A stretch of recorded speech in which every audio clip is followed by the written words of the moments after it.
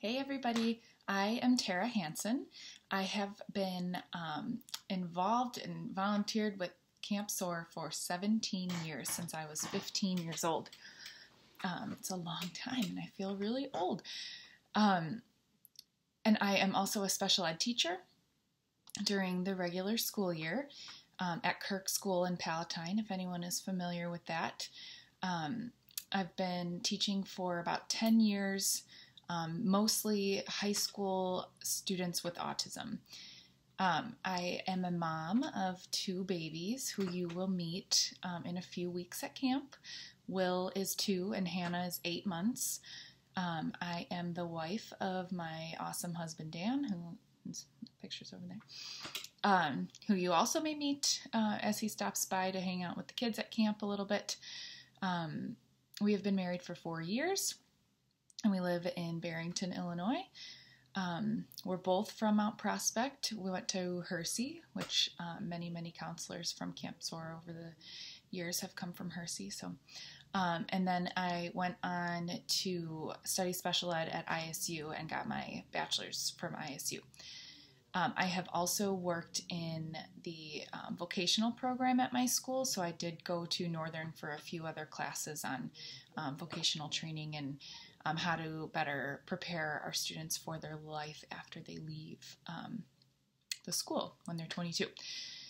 So today I'm going to be talking to you about communication. And in this training, you're not only going to learn how to communicate, how your campers communicate, but also how you should communicate with your camper, and especially how you should communicate with them and their parents at check-in when they arrive at Camp SOAR. So you might wonder why are we talking about communication? We do it all day, every day. Many of you may have experience with people with disabilities. Many of you have been to Camp SOAR before, maybe for many years. I am not undermining any of that. I just want to be sure that we are all on the same page so that we can have the most successful week or two at camp. So we're going to start by talking about how you and I communicate. So there are so many different ways that we get our point across to others. I am talking to you right now. That is communication. Our facial expressions, gestures such as pointing, body language, eye contact, writing, drawing, touching, texting, our actions, and I'm sure there's many other things that I've missed, but communication is all around. And in order for it to be effective, we also have to be able to understand what is being communicated to us. So we need to understand language, we need to be able to hear, we need to be able to see, reading skills if it's written or text communication, and then to have the memory or the recall to understand that info that is being received. So all of the campers at Camp SOAR have a cognitive delay, which means that their brain did not develop to the same level that someone their same age has or should have. So say, for example, they're 13 years old. They have been alive for 13 years. But parts of their brain may not have developed past the level of a 2-year-old. And development isn't necessarily consistent. So parts of their brain may have developed around 2 years old, other parts maybe 5 years old. So sometimes we see a discrepancy maybe in their reading skills and their social skills. It could be very different. So it's not consistent, but you're going to learn a little bit more about different disabilities and how that kind of works in disability awareness training with Megan. So our campers, because of their cognitive delays, may be lacking the necessary skills to understand communication at their age level, or they might be lacking the skills to get their point across, to get their wants and needs met, or both. So think about the last conversation or interaction you had with a 2-year-old. I'm sure that is a very different conversation that you may have with a peer that is your age. So don't get me wrong. we're going to treat all of our campers with dignity and respect at their chronological age. So if in their paperwork it says that they are 13 years old, we are socially going to treat them like a 13-year-old. But we need to think where they're at developmentally. So maybe the language part of their brain did not develop past that of a 2-year-old. You wouldn't carry on a full-on conversation with a 2-year-old like you would with your peer. So we need to be sure to have a very healthy balance there, and communicate with them at their level while still being extremely respectful of their age. So simple language is important, but be very mindful of your tone. When speaking with a 2-year-old, you may increase your excitement and enthusiasm, which we do with our campers, but not in a disrespectful, talking down to them kind of way. So one good strategy is to use language such as first, then. This is also something that'll be discussed in behavior training because it is a great behavioral intervention, but we just don't want to overwhelm them with a ton of language when they have already have a difficult time understanding what is being said. So how do our campers communicate? This is the meat of our training here. And every single camper is different. So I'm going to give you some tips and tell you a variety of different ways, but this isn't going to be the like the guidebook to how to handle your camper when they come. You're going to have a lot of tools, a lot of people supporting you. So just keep that in mind as we go through, but definitely want everyone to have all of this information. So what are we going to focus on in this training? A lot of our campers use words. Some use gestures. Some use modified sign language. Some use assistive technology devices. Low technology like picture symbols, which we'll talk a little bit more about, or high tech like an iPad or another device with speaking software where you press a button and it says what that picture says. Behavior is communication. Sari and Wendy are going to talk more on that in their trainings.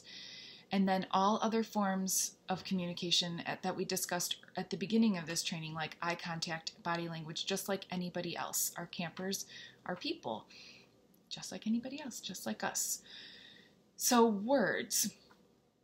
Many people, most people you know, communicate using words. And some of our campers are very clear communicators. A lot of them are definitely going to get their point across. Just like you're typically developing friends, some campers might be chatty, some might be more on the quiet side.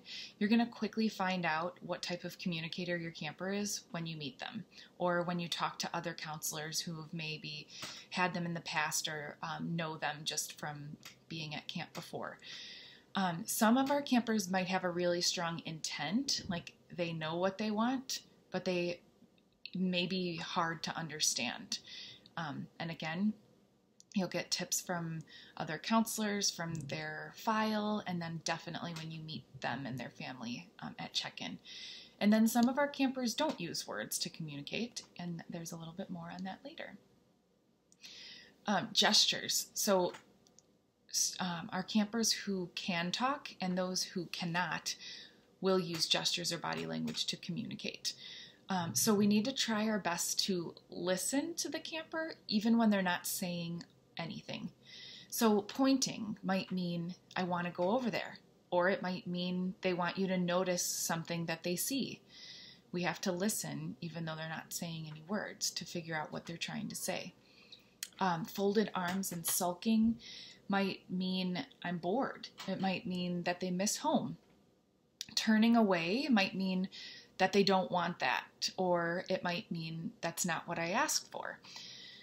So we really kind of need to be investigators and read into those nonverbal cues to see what our campers are actually trying to say.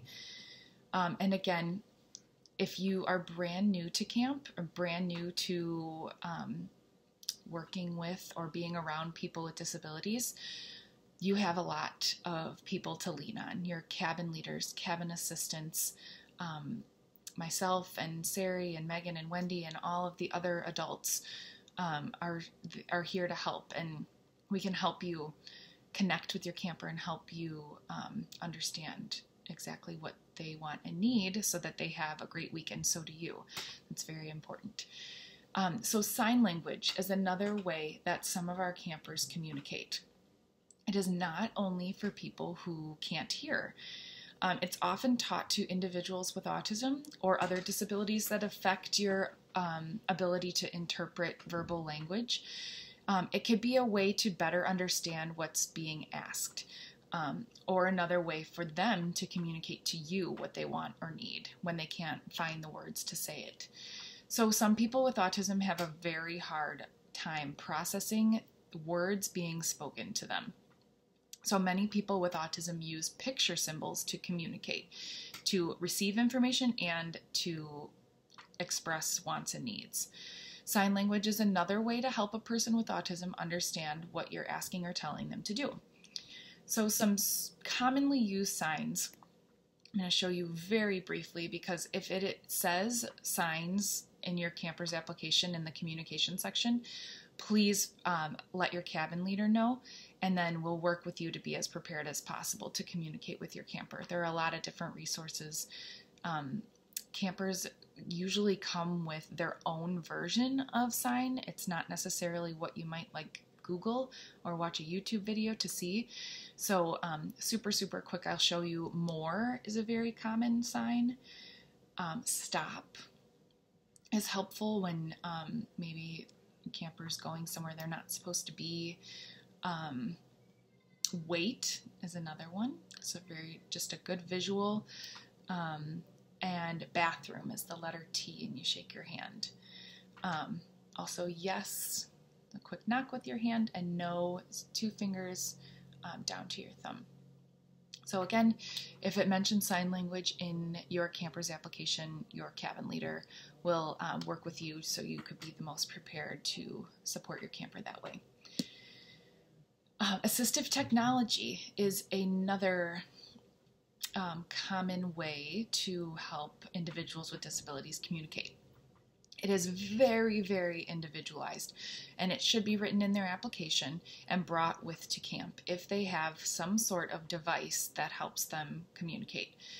Leaders have a few options in their binders for campers who don't bring communication systems with them and need them. But some campers even bring their iPads or another device that has software on it that they click a button or a series of buttons that then makes a sentence, and they click a strip up at the top and it speaks that, so that they can be social, they can request, they can get their needs met. So if this is in your camper's application, definitely talk to your cabin leader about it, and if they show up to camp with it, we will definitely work with you to make sure you are familiar with it and know how to support your camper so that they can communicate. So how do our campers who can't talk tell us what they want and don't want? So like mentioned, we were talking about gestures. It is so important that we listen to our campers, whether they're using words or not. We have to listen. We're here to support them and make them have the best week. We also want to have a good week. So we're not forcing anyone to do anything that they don't want to do at camp. But we're also not going to allow them to do things that they want to do if they're unsafe or unreasonable.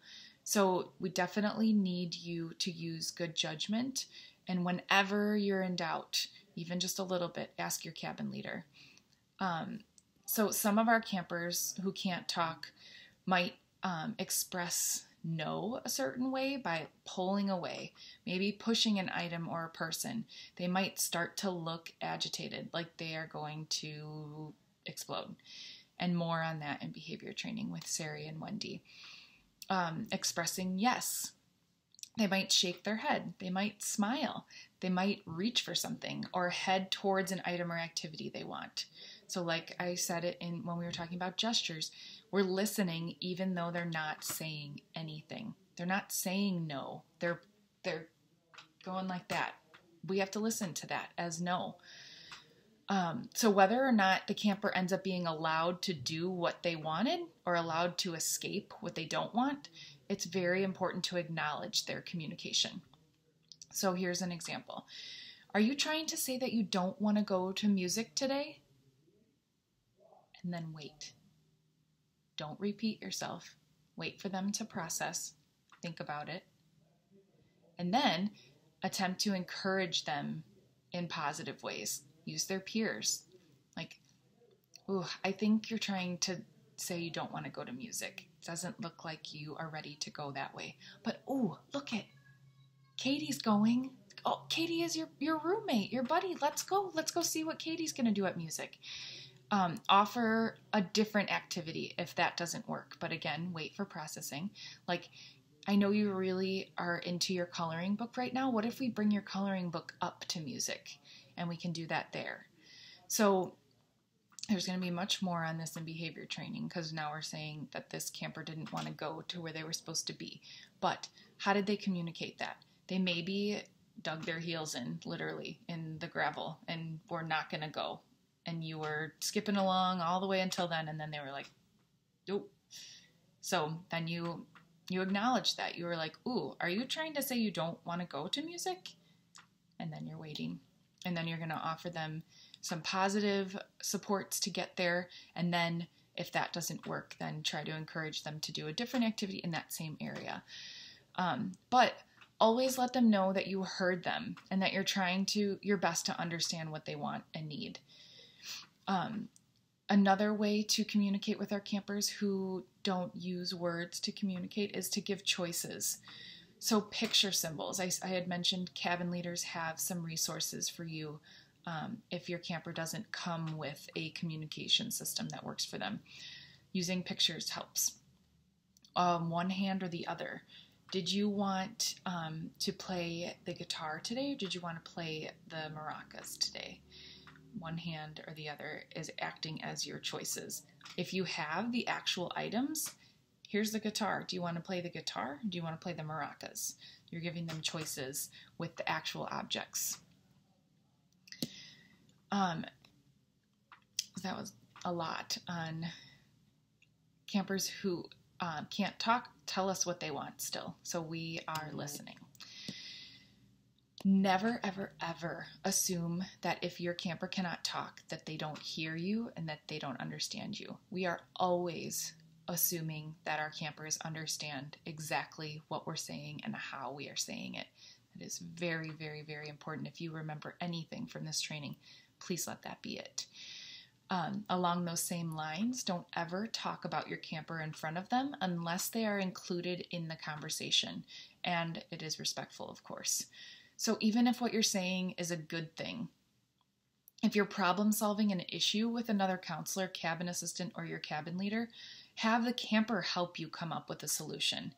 So, for example, they didn't want to go to music. You guys kind of had a tug of war. You tried the positive solution, or positive with their peer, saying, your roommate Katie's going, why don't you go? You tried giving different instrument choices. So you're problem solving that issue right there, your camper standing with you. Okay, let's say camper's name is Haley. So your cabin leader comes up, what's going on? We do not want to hear the, oh my God, again, she's not listening to me. She will not go where we're supposed to go. Imagine how that would make that camper feel. They may really like that and want you to be irritated, or they may be very upset. They didn't want you to feel that way, and that could hurt their feelings that you are talking negatively about them with them standing directly next to you. So involve them in that solution. Have them talk to the cabin leader and say, like, you know what, we're kind of stuck, aren't we? How can we get to where we need to be? We're supposed to be with our group. All of our friends are over there. Do you have any ideas? And see what you guys can come up with and problem solve that way.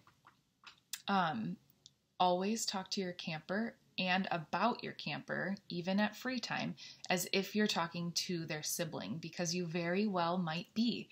We have a ton of counselor camper siblings, and they may not make it apparent during the day. So if you are venting to someone, it could be the sibling of your camper. So everyone may have a frustrating or challenging moment in a day.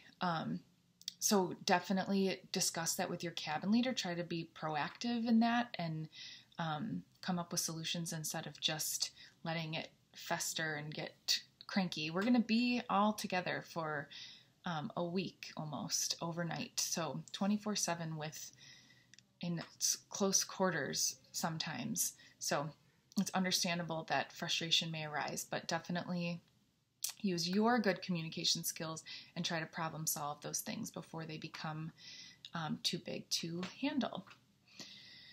So on to meeting your camper and their parents. There is going to be so much more on this when you get to camp, but I wanted to give you, especially brand new counselors, a little preview of that. So the Saturday before camp starts, counselors have the afternoon and evening, depending on your experience, to get situated, get to know your roommates, your cabin mates, and learn about your camper or the campers in your cabin. And then on Sunday afternoon, the campers arrive. They don't come all at once. They're staggered from 1 to 4. Families are given a time slot, but that doesn't mean they'll follow that. And you're allowed to know that, but you must be ready and waiting the whole time in case they end up coming early. They'll pull up in their car with their family. They might be super excited. They might be super nervous, and all of the places in between. It's our job to make them feel comfortable and safe from the moment that they pull in. So leaders are the first to greet the families at their car, and then we'll call your name and point you towards the correct car. And then this is where you use your amazing communication skills. Greeting your camper is important, but clearly communicating with their parent during this initial meeting is really crucial. So make sure that you make eye contact with them, that your body language is showing that you're excited and ready for this week. The parents need to trust that you, with the help of the cabin assistants and cabin leaders, are going to take the best care of their child while they're here. The more questions you ask, the more comfortable the parent will feel leaving their child with you, and the more comfortable you will feel having their child because you asked all of the questions that you had. You will get a sheet with important questions to ask, and we'll go over that on Sunday before the campers come. So don't be worried and thinking about questions right now. That will all come. I just want you to be prepared for that moment too. So we want you to be confident and not cocky. Don't act like you know everything from past years or because their counselor from last year told you or because you read their file. Be a good listener. Ask questions from the check-in sheet. And then cabin leaders and cabin assistants are going to be in the cabin waiting for you guys to arrive to help with these conversations. And you might be nervous because this might be your first time ever meeting this person. But imagine how the parents feel leaving their baby, who needs a lot of care in some cases, with you for a week. You're going to want to make the best first impression, and we want you to be as prepared as possible for that. So, like I said, definitely more on this topic, but a few tips. Hand your camper their name tag that you're going to make for them as you introduce yourself. It's kind of a nice exchange. They may not want to wear it on their neck, so you could just hand it to them and say, "Hey, I'm so-and-so. I made this for you. Do you like it?" Mention something about what they're wearing. "Oh my gosh, I love Taylor Swift." I really don't. I don't know. I just couldn't think of anything. Or the color pink. That's my favorite too. Guess what? We're in the pink cabin. So exciting. Or talk about something that you read in their application that they like. A TV show, an animal. They like sports. You play basketball. They love basketball. Connect right off the bat. And then make eye contact with their parents. Shake their hand and introduce yourself again. Even if they heard you say your name to their camper. Turn to them. Shake their hand. They might say your name because we told them at the car. But say something friendly, like, "It is so nice to meet you. I can't wait to learn more about your child." I hope that it didn't all feel too daunting. But again, we would just want you to be prepared and confident for that moment. So a little bit more on the relationship with your camper, and then I am going to let you go. Put yourself in your camper's shoes for a moment. Imagine someone being assigned to you to be in charge of you for a week. that may not sound pleasant to anyone, especially some teenagers with some really strong wills. And don't get me wrong, some of our campers need more direction than others, but majority are most successful when their counselor is their friend, not their boss. So when communicating with your camper, always be respectful. Treat them how you treat any of your other friends. Always think that if you would use the same tone and say the same thing if their parent was listening. It's a good way to check yourself. So if you wouldn't say it in front of their parent, don't say it at all. Or their siblings. I told you that their siblings might be there. So this was a ton of information in a short time. We have much more time together at camp on July 6th. We are going to be meeting from new counselors, and if this is going to be your third training, from 1 to 5. And then anyone with more experience in that will be coming after dinner. So I hope you've been filling out your guided notes as we've gone along so that you can get 100% on your quiz. And we are going to be taking a look at those so that we can be sure that everyone's on the same page when we get to camp and when we get started. So if you miss 1 or 2 questions, not a big deal, but any more than that, we're going to have an additional training on the first night of camp during free time to review any of the information that you may not have understood. So thank you so much for sticking with me and listening and learning with me. And I hope that the knowledge that you just gained, with this knowledge, that you feel more comfortable about meeting your camper or the campers in your cabin and their families in just a few short weeks. So great talking to you. See you guys soon.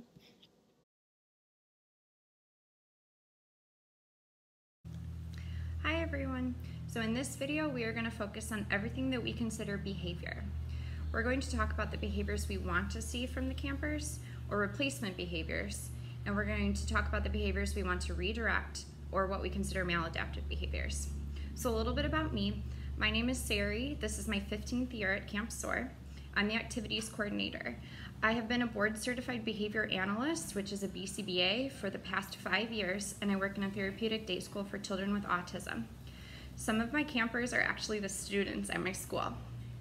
So I, like the rest of the leaders, have grown up at Camp SOAR, and I've grown into the person I am today because of Camp SOAR.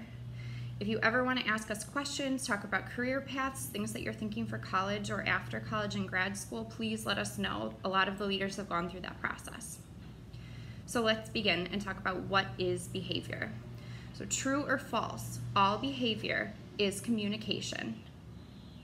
It's actually true. So all behaviors have a purpose, or what we call a function. And this is why behaviors are occurring. It's individuals communicating with the world around them. So remember, anytime a camper is doing something that you might think is out of the ordinary, is unsafe, might be a verbal protest, it is not something that's directed at you. It's their way of communicating. So the reason these behaviors are happening are because our campers have really limited communication. They have limited social, emotional skills, and the function of their development is slower than what we know and what ours was. So it's not personal against you. So let's talk about what behavior truly means. Behavior can be positive. It's something we want to continue. It's something we want to increase. So this might be the number of times our campers are tying their shoes. It might be how many times they're eating meals. These are behaviors we want to see again in the future. We also work on some of those replacement skills. It might be our campers asking for what they need, telling us they're frustrated, taking deep breaths, squeezing their hands. There might be different things that are coping skills. And these are also things we want to increase. The behaviors can also be negative. They're things we want to decrease. So that might be hitting, pulling hair, screaming, crying, things that we typically consider a behavior. So it's important that we know that there are different types of behaviors we talk about. We call these maladaptive behaviors, not necessarily bad behaviors, because they're behaviors that have maladaptively learned to adapt to the world around them. These behaviors need a positive behavior to replace them. So how are we going to do that, especially in the time we have at camp? It's important that you guys know we can't necessarily change their behaviors in the week that we're at camp, so we need to meet them where they're at. We meet the camper with the skills that they're at for the week we have them. So pairings are very intentional, that we have worked really hard on to make sure that your level of experience for all the counselors is adequate to what we've seen to meet the campers where they're at in the time we've known them. So now that you know that these behaviors are meant to communicate a need, a want, or something that is wrong, we want to teach you guys to be the behavioral detectives for the campers, to help you guys figure out what's going on and why and what to do about it. So when you encounter these maladaptive behaviors, the first thing you need to do is ask yourself 3 questions. So the first one is, do they know and understand what I'm asking them to do? This, oftentimes we call it processing delays, auditory processing issues, sensory processing issues. But the most important thing for you to think about is, did I ask the question clearly to my camper? Did I use concise words? Was I clear in what I was saying? Did I give them that wait time? It's typically 10 seconds, could be longer, which is an eternity, it feels like for us. Did I wait for my camper to respond? And did I use visuals or show them what I meant or show them what I want them to do? So you can model for them and say, this is what I meant. I want you to color on the page. I want you to come play with me with the ball at games. There's a lot of ways that you can do that to give them a better understanding of what you're asking them to do. So number 2 is, can they physically do what I'm asking them to do? We see this a lot with our campers that might have cerebral palsy or Down syndrome. So did I modify the activity for my campers so that they can participate? They might physically not be able to reach the items at arts and crafts or hold the items the same way. Did I give them a break from space in a loud environment? A lot of our campers with autism need that time away from activities. It's too much to continue to be around such loud environments. Did I give them gloves if they don't want to touch something at messy? And am I in their line of sight? Can they see what I'm showing them? If I'm modeling but they can't see me, there's no point. So are they looking at me and can they see me? Did I make it accessible for them? So number 3 is the hardest one. It's, do they have the motivation to do what I'm asking them to do? So do they have something they're working for? Is there something they're really excited about doing afterwards, after the activity they're not as excited about? Do they know why we're doing the activity? Do they have an understanding of why they want to participate in games? And do they need more breaks than I anticipated for them so that they can be successful? Do I need to give them a lot more frequent 10-minute breaks for those motivating items? So now that you know what behaviors we want to focus on and how to understand and detect why these behaviors are occurring, let's briefly talk about what we consider purpose or function of the behaviors. So there are 4 main functions of behaviors. Campers might be doing something to seek positive or negative attention. That can mean they're looking to play with you and they don't know how to ask, so maybe they just start running because they're trying to play chase. Or they might be looking to tell you, please stop, no, I don't like that, don't do that. So we often think of these as the naughty behaviors because they're trying to find attention from us and they love the response they get for the behaviors. Campers might be looking to do something to get out of an activity or location. We call these escape behaviors. They might also be considered avoidance behaviors because they might not want to go back to a location or back to an activity again. They might just be protesting an activity, covering their ears, walking away from the dance party. It's too loud of an environment for them, so they're trying to get out or escape. Campers might be trying to gain access to the preferred items, so they might really love the swing and they're trying to get to the swing. They're just running to the swing or running to get fruit snacks because they know we have fruit snacks in the morning, something like that. We often see that they might also be crying if it isn't time for their favorite activities, so they might be crying because it's not time for swimming. Waiting to eat, waiting in those lines for dinner can be one of those times that's pretty difficult. So figuring out what the item or activity is that they want is very helpful so that you can show them schedules until it's time for that activity and have them work for those items. So the final function is called self-stimulatory. We often call these stimming behaviors, and those might be the jumping, rocking, flapping, humming, twirling items, playing with things. So we don't try to stop these behaviors. So the first 3 functions we focus on, and this one, the stim behaviors, we don't try to change or stop. That is because it's the camper's way of telling us that something feels different in their world. It's the way that their body feels in space, and we don't want to stop those. So it's okay if they're jumping, rocking, flapping, humming, singing, playing with items in a different manner, that is okay, and that's their way of telling them, my body feels different right now and I'm going to do something else to make myself feel better. So now we will discuss some of the ways that you set yourself up and your camper up for success during the day. We talk about proactive and preventative strategies and supports that we can provide the campers all the time. Think of these supports as your sunscreen. You don't want to get burned. You want to give yourself as many proactive supports as possible. Some of the things we do at camp, and we're going to talk about, are schedules, directions, choices, and having fun. So the first one I want to go over with you guys is visual schedules. These might have pictures in them. We have many visual schedules that we can give to all the campers that have all of the pictures. Some of them might just be words. You can take a piece of paper from Arts and Crafts and write yourself a schedule for the campers. It can be as short and sweet as first Arts and Crafts, then swimming, and it might be longer for the entire day. The camper might have just a schedule of all the rotations they need to get through. The cabin leaders have copies of those, and it might be an entire day schedule from morning till bed that the camper needs to check off. When you're using those schedules, it's really important that the campers do take ownership of them and they're crossing off or checking off those activities so that they know what's completed and what's coming next. That can really help prevent a lot of those behaviors we were talking about in the functions. Make sure you never put times on the schedules. We can't guarantee or hold ourselves to those times at camp.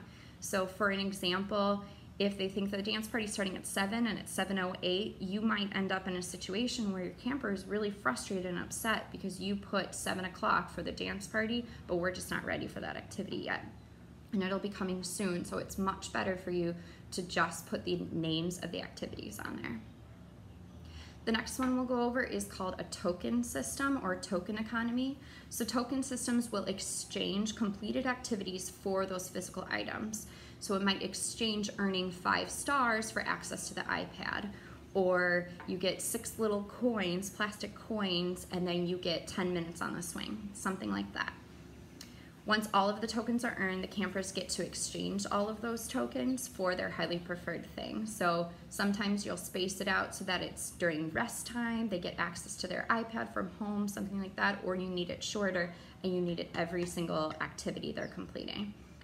Maybe it's completing one activity for a fruit snack, maybe it's doing 3 things in Arts and Crafts for a bag of goldfish, something like that. If you're going to use a token system, make sure you're talking about it with your cabin leader or one of us on the behavioral support team so that we can help you set it up correctly the first time. The next one we want to go over is positive attention and giving lots of praise. So always tell the camper what they're doing correctly. This will set you up as somebody who is positive and letting them know you're doing a great job with this or with this. Tell them how great they did an activity, that you're so proud of them. Always remind them that they are doing well and that you're focusing on as much positive as possible. The more often you tell them that they're doing well, the more meaningful it'll be when you have to remind them that they're not doing so great or that there is an issue, because you've made yourself someone who is always telling them, you're doing so great, you're doing so great. That thing wasn't so great, let's fix that. This is also something that Wendy is going to go over a lot more in her video too, and we can talk about this a lot more with reactive strategies. The next one I want to talk about is functional communication and making sure that you're honoring all of their language and requests. We know that behavior is communication, so when the campers ask for a break from an activity or location, or they need help completing an activity, make sure that you're honoring those requests within reason. Wendy will also go over this too. But make sure that they are likely to ask you for help in the future. Make sure that you are helping to prevent them from doing something unsafe. Think of this as the little kids that climb cabinets to get access to their toys because they weren't asking for help. Think of it in that sense. You want to be helping them and offering yourself as much as possible. And the last one, just some reminders, is set yourself up for success. Create those routines that are going to last you for the week. We don't carry campers on our backs. We don't pick them up and carry them up the hill, because then the rest of the week you're going to be carrying them up the hill. So you always want to have fun. Be their friend. You guys are there to be their buddy and their friend, and we can step in as bad cop if we need to. You can add in as many supports as you want during the week, but it's a lot harder for us to remove the supports once we've started them. So set yourself up for success. Have so much fun. Camp is the best week of the entire year that you'll have, and it's a blast. Thanks.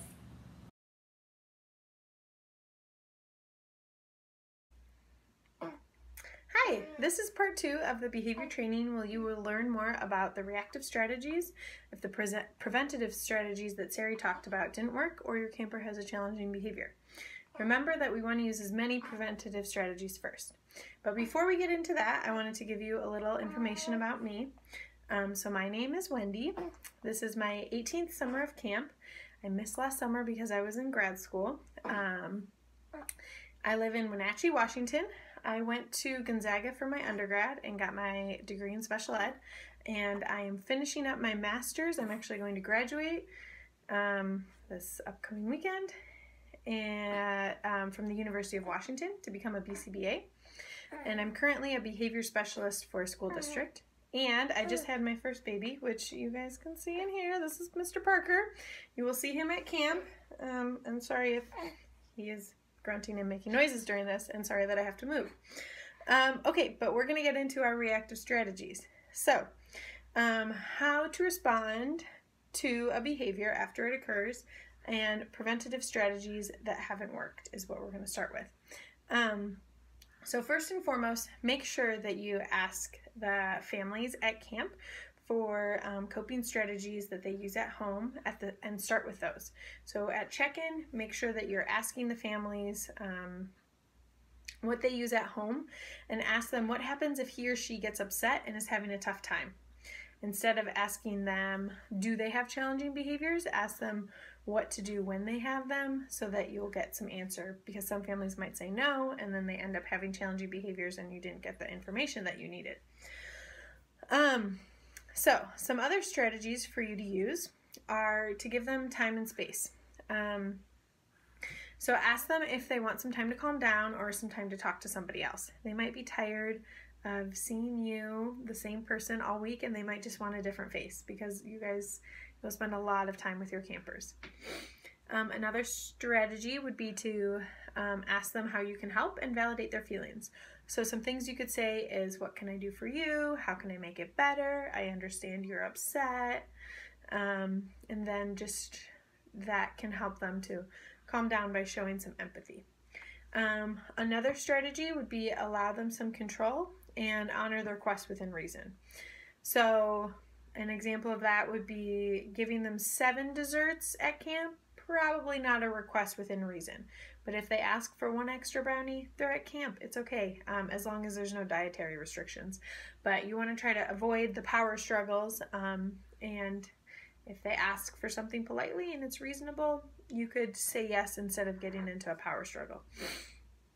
Another strategy may be to change up the environment or to distract them. So you could go somewhere different, use a different activity, offer a different person again. You can try using humor. Sometimes that'll work to just kind of snap them out of it and redirect them. Some other strategies are just taking deep breaths, doing hand squeezes, giving them some kids like the deep pressure, or you could offer them a drink of water and just kind of help them to calm and re-regulate their body. So some of the maladaptive behaviors that you may see at camp are some verbal refusals or some stubbornness. So we're going to go over some scenarios for these maladaptive behaviors. So for verbal refusals or stubbornness, here's an example of something that may happen to you at camp. So you tell your camper that it's time to go to arts and crafts, and she says no and sits on the ground. You're trying to coax her for 5 minutes, but she still won't come. What can you do? So think about it for a second, and then I'm going to give you some ideas. Some potential ideas that you could do if your camper is refusing or just being stubborn is you could provide them with some choices. So do you want to walk to arts and crafts or do you want to run?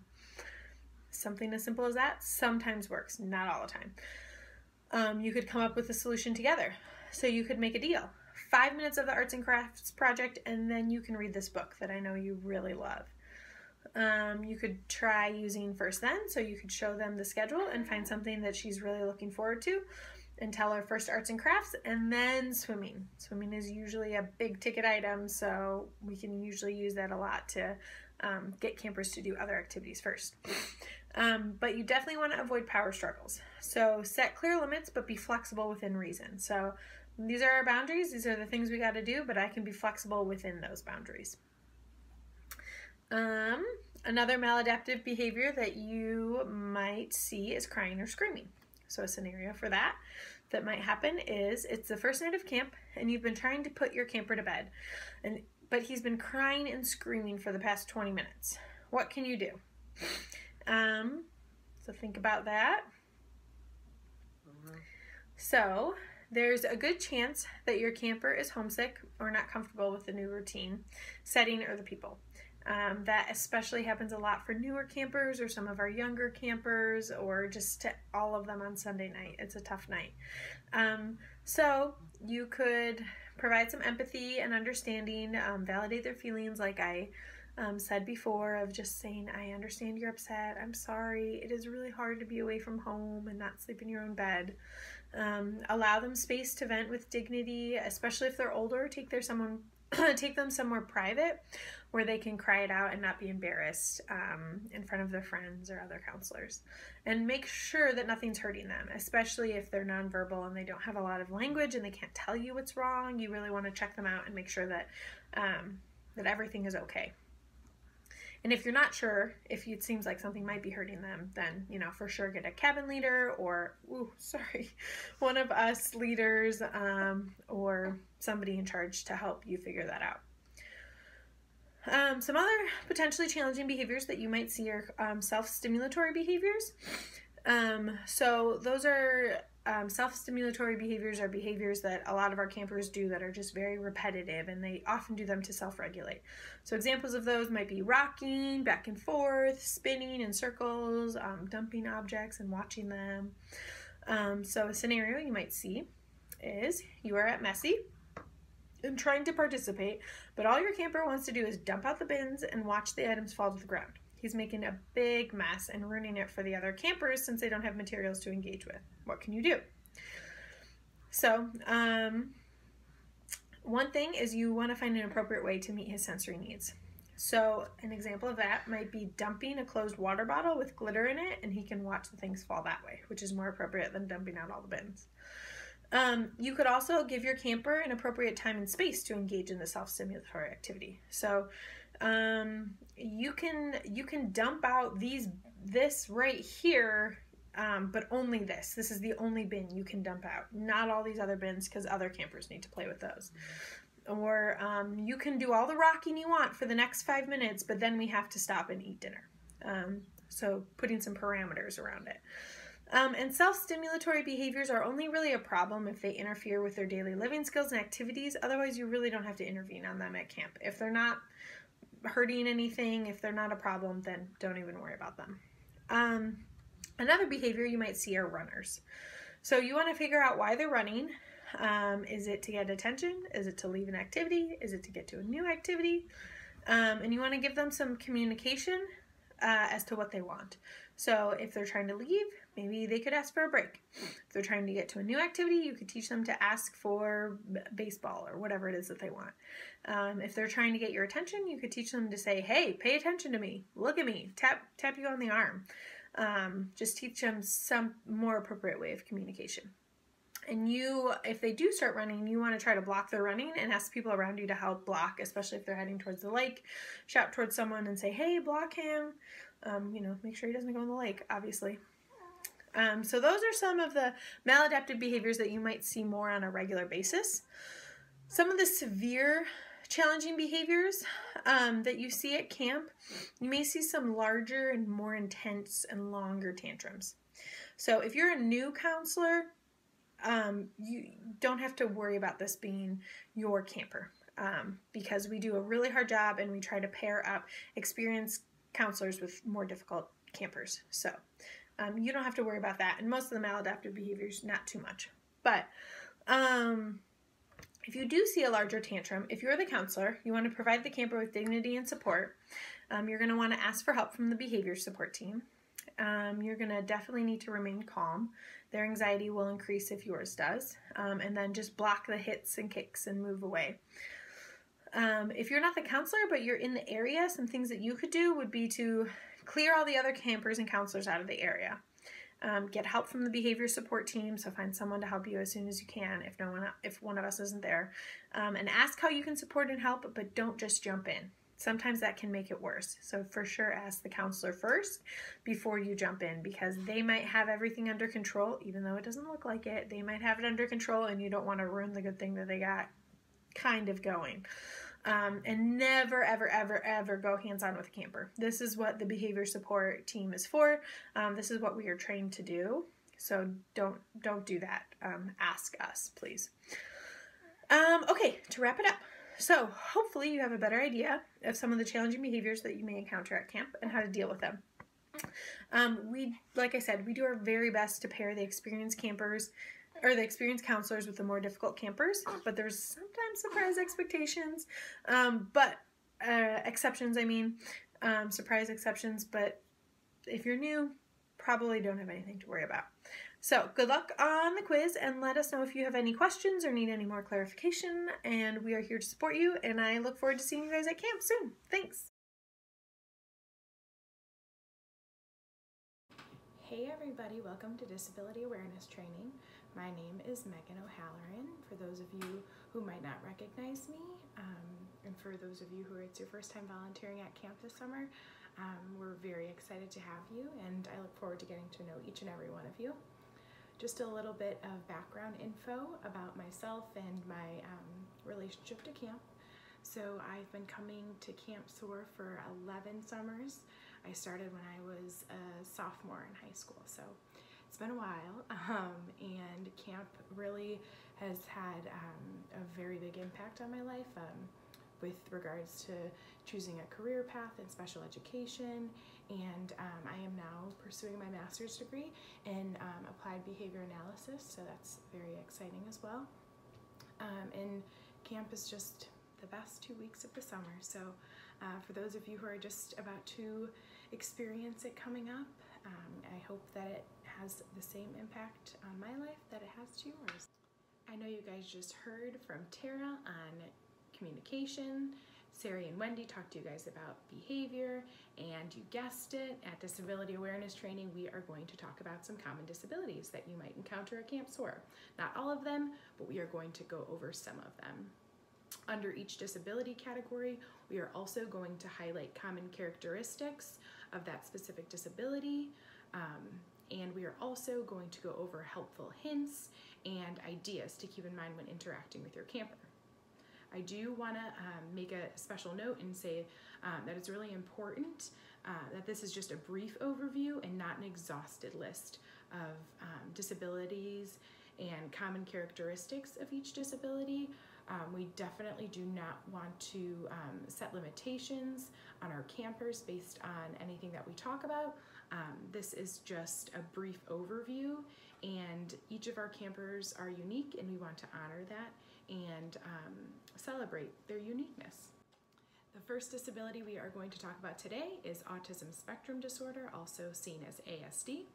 Autism spectrum disorder is a neurological disorder that affects a child's ability to communicate, understand and develop language, and relate to others and develop social skills. Autism varies from person to person. Some individuals may be more impacted in social delays, while others are more impacted with challenges in daily routine and delayed communication. Some common characteristics that we might encounter at camp and in some of our campers with autism spectrum disorder are as followed, but this might not necessarily hold true to your camper.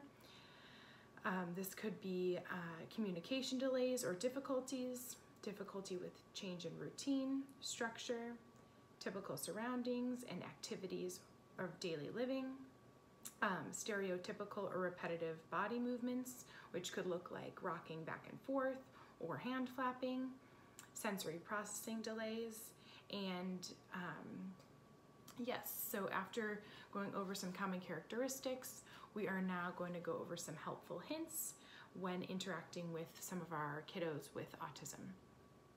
So we need to provide clear and concise expectations. We need to prepare for transitions with verbal countdowns and warnings. So this could be like, we are going to walk to arts and crafts in 1 minute. So we need to maybe maybe have a countdown on our phone, so it could be a visual countdown, or it could be, you know, seeing the time go backwards, or it could be, okay, we're gonna stand up in 5 seconds. So we're gonna go 5, 4, 3, 2, 1. Okay, now time to walk to arts and crafts. Model appropriate social behaviors. So we all know at camp, or soon you will know, that we give handshakes and high fives. So we want to model that socially appropriate behavior and expected behaviors. We want to use a visual schedule and write down daily schedules or instructions. So make sure you're asking your cabin leader for those visual supports that they have, or any of the leadership team. We're more than happy to help you with that. Along with that, we want to allow for sensory breaks and breaks from different environments with time to process external stimuli and sensations. So we are going to be eating in a large dining hall where most of our campers are typically used to eating maybe in their home at their kitchen table with their family. So maybe your camper is anxious about doing that and they want to eat on the porch, or they want to eat at the picnic tables that are outside of the dining hall, which is totally fine. We might set up a token system to provide some more support for our campers that might need some extra help. The second disability we're going to talk about is Down syndrome. Down syndrome is a chromosomal abnormality that is associated with developmental delays. Down syndrome may vary from person to person, similar to autism, yet with Down syndrome, individuals will share a common physical characteristic. Some individuals with Down syndrome may have delays in speech or learning and processing, while others may be more highly impacted with challenges in routines and daily living and communication. Under Down syndrome, some common characteristics that we might see at camp are low muscle tone, hyperflexibility, distinct physical attributes, developmental delays, and some may have visual, speech, or hearing impairments. Some helpful hints for helping out some of our campers with Down syndrome could be providing positive praise and reinforcement. So this could be, you know, saying something very specific to somebody like, you know what, I really like how you helped your friend earlier, Tara. Like, that was very nice of you. I like how you did that. We want to be very specific with any type of praise that we're giving our campers. You know, the more specific, the better. They kind of pick up on that. Also, we want to be clear and concise expectations, write a visual or daily schedule, and provide appropriate and model appropriate social behavior. Some helpful hints that we can talk about are providing positive praise and reinforcement. That could be as simple as, hey, nice job. I can't emphasize that enough, just being positive, and catch your camper doing awesome things, because our campers are constantly surprising us and doing awesome, independent, cool things. So if you see somebody doing something awesome, let them know that. If it's your camper or somebody else's camper, you know, we're all hanging out together and getting to know each other. So kind of let them know that. If you see somebody doing something cool, like, I like the way you were, you know, helping everybody out on the baseball field. Like, I like how you were being such a good sport, and you were, even though your team lost, you were congratulating everybody, and you said, good game. Clear and concise expectations, like we mentioned before, and writing a visual daily schedule, and model appropriate behavior. Handshakes and high fives, don't forget it. You're going to hear it a million times at camp, but we want to model that socially appropriate behavior. So now we are going to talk about cerebral palsy, or CP. Cerebral palsy is a condition caused by damage to the brain, usually occurring before, during, or shortly after birth. Similar to autism and Down syndrome, there is a varying degree of CP when different hemispheres of the brain are affected. So this also will affect our campers differently. Some of our campers might be in a wheelchair that have CP, or they might have leg braces. So this is very varying degrees. Similar to autism, we might have some kids on the autism spectrum that are non-vocal, so they don't use like our traditional verbal language, so they might use gestures or an alternative or augmentative communication device, also known as an AAC, to help them communicate. Some common characteristics of CP are limited or low motor abilities to the legs or arms, physical impairments throughout the body, low muscle tone, and possible developmental delays. Some helpful hints are adaptive activities and games to increase inclusiveness in activities. So this could be, you know, if you have a younger sibling or, you know, anything like that, they might be learning how to write. So that could be simply, you know, you have a pen and this person that maybe has difficulty writing with CP, or any of our campers. So, you know, hand over hand, so you're writing something on the paper and then somebody comes from behind and helps guide. So similar to that, if they're, you know, drawing a picture or writing their name, you know, instead of just doing it for them, you can provide assistance. So, you know, you can help them by putting a pen in their hand, and then, sorry, it's kind of awkward because it's my own hands, but, and then, you know, you putting your own hand over theirs and kind of guiding it, not forcing it, but just kind of helping them to be independent with that. This could be for sports too, if you guys are playing a game of kickball, or we're playing a game of baseball or something like that. You know, you can actually, you know, help our campers, of course, hold a bat. So you could, same thing with the hand over hand, just, you know, having their hands on the bat and then you put yours over, and all of those type of things. Just making any type of adaptation. We have an awesome water wheelchair where some of our kiddos are interested in going in, that, you know, yeah, that's another resource that we have available to them. What other things do I have on here? And this could also hold true to any type of daily living, you know, self-care routine. So we want to promote independence at all times. So when you're talking with your camper, when you first meet them and their family, you can talk about, you know, maybe brushing teeth. Maybe they need help, you know, holding that toothbrush and getting, you know, all the different spots and all that type of stuff. And yeah, and like we mentioned earlier, the AAC, or the augmentative and alternative communication devices, that might be helpful hints, or that are, you know, that are helpful tips with interacting with any of our campers in general. But yeah, that could help, you know, increase their verbal language by, you know, learning a little bit about their device, which could have a series of pictures on it that help them communicate to you their needs in a different way. Lastly, we are going to cover attention deficit hyperactivity disorder, which is abbreviated as ADD/ADHD, and this includes impulsivity, inattentiveness, or a combination of both.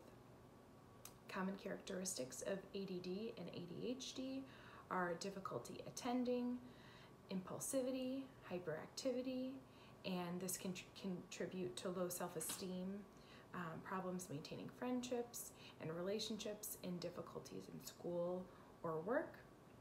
Some helpful tips when helping out these kiddos is consistent verbal redirection. So checking in multiple times with them, helping them remain on task and attentive to the task. So they might need multiple reminders like, hey, it's time to brush our teeth. So we want to set up them for success. So we want to give them maybe multiple reminders. And helping them adhere to a schedule can also be a way of doing that. Also, verbal countdowns or timers for transitions. So if you know that games is next, and you know it's hard, you know your camper is at messy activity and they just love messy so much, but you want them to also experience games. So you can help them transitioning by saying, okay, in 10 minutes we're going to transition to games, then 5 minutes, then 2 minutes, then 1 minute. So allowing for that planning, or allowing for them to be aware that, you know, in 10 minutes, then in 5 minutes. So it allows for them to realize that in, you know, X amount of minutes that they're going to be transitioning. So allowing them to have that opportunity to understand that next, and allowing for them to see, The verbal countdown that you're giving them will help them ease their transition, hopefully. Sensory breaks, so this could be, is offering your camper to go on a walk. Sometimes some of our campers get overstimulated, so this could be that, they're walking into the dining hall for dinner and it's really loud in there, so they could become overstimulated. So some of our campers come to camp with headphones, so this would just help, they might use them when going into loud situations. So they might put those on before they go into the dining hall, for example. Some of our campers might find it, very aversive to go into the dining hall because it's very loud. So an adaptation we could make for them would be allowing them to sit, like I said earlier, outside on the porch area, which is before you go into the dining hall for dinner. And then also if they wanted to eat on the picnic tables that are outside the dining hall, that could be another option. Also offering multiple breaks to some of our campers, and incorporating that within their schedule. So if you're seeing that your camper is becoming agitated, or going through all the rotations throughout the day is very overwhelming, we can work in breaks, anything that they love to do, and you guys are enjoy doing together. You guys can incorporate mini breaks into your day to help break that up, and with compliance, and that will help overall with the ease of camp and promote positive relationships. Also, visual and written schedules is also a helpful tool. We kind of mentioned that in all of our other helpful hints, and a token system could also be helpful for these individuals too. This could look like, we have a piece of paper, and you have a star for, you can earn 5 stars, and then you get a highly preferred activity. So that might be